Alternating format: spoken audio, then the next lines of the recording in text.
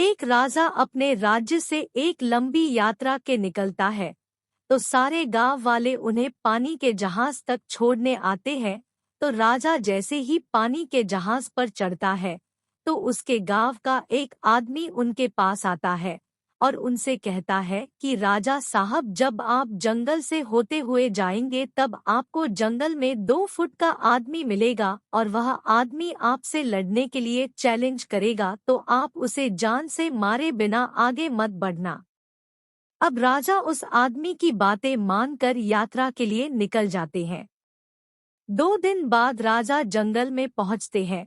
वो जैसे ही जंगल में पहुंचते हैं, तो वह गांव का आदमी जो बोला था उन्हें 2 फुट का वह आदमी मिल जाता है और उसने राजा को लड़ने के लिए चैलेंज करता है। अब राजा उस 2 फुट आदमी से लड़ने के लिए तैयार हो गए और लड़ाई शुरू कर दी। थोड़ी ही देर में लड़ाई खत्म हुई और राजा जीत गया, लेकिन जब उसको जान से मारने की बारी आई तो राजा ने कहा, इस 2 फुट के आदमी को मारने में कैसी महानता। राजा ने उस 2 फुट आदमी को जिंदा छोड़कर आगे बढ़ गया। 2 दिन बीते, वह आदमी फिर राजा के सामने आया, लेकिन अब वह आदमी 4 फुट का था। उसने फिर से राजा को लड़ने के लिए चैलेंज किया। राजा ने चैलेंज एक्सेप्ट किया, लड़ाई खत्म हुई और राजा फिर जीत गया। लेकिन इस बार भी राजा ने उसे ये कहकर जिंदा छोड़ दिया कि इस आदमी को जान से मारने में कैसी महानता।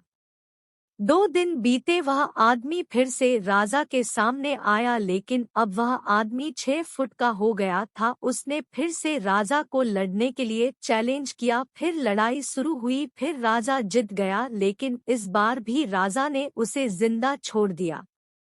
अब इसी तरह राजा उसे छोड़ता गया और वह आदमी हर बार 2-2 फुट बढ़ता गया। और एक दिन ऐसा आया कि वह आदमी राजा से भी बड़ा हो गया। उसने फिर से राजा को लड़ने के लिए चैलेंज किया, लेकिन इस बार राजा थोड़ा डर गया।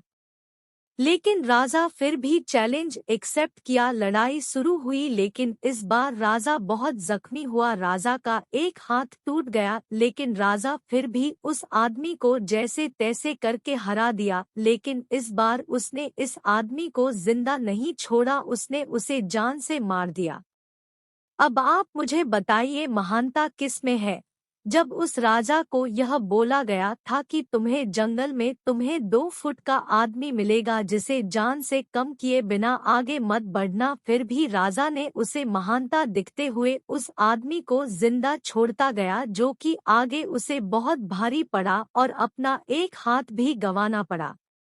तो अब मैं आपसे कह रहा हूँ कि आपके जिंदगी में कितनी भी छोटी से छोटी प्रॉब्लम आए, उसे खत्म किए बिना आगे मत बढ़ना, क्योंकि कल को वही छोटी प्रॉब्लम आपके सामने बहुत बड़ी बनकर आ जाएगी और इन छोटी छोटी प्रॉब्लम को सॉल्व करने से आपको एक्सपीरियंस होता है और बाद में आपकी जिंदगी में कितनी भी बड़ी प्रॉब्लम क्यों ना आ जाए, आप उसे भी बड़े आराम से सॉल्व करके आगे बढ़ जाना।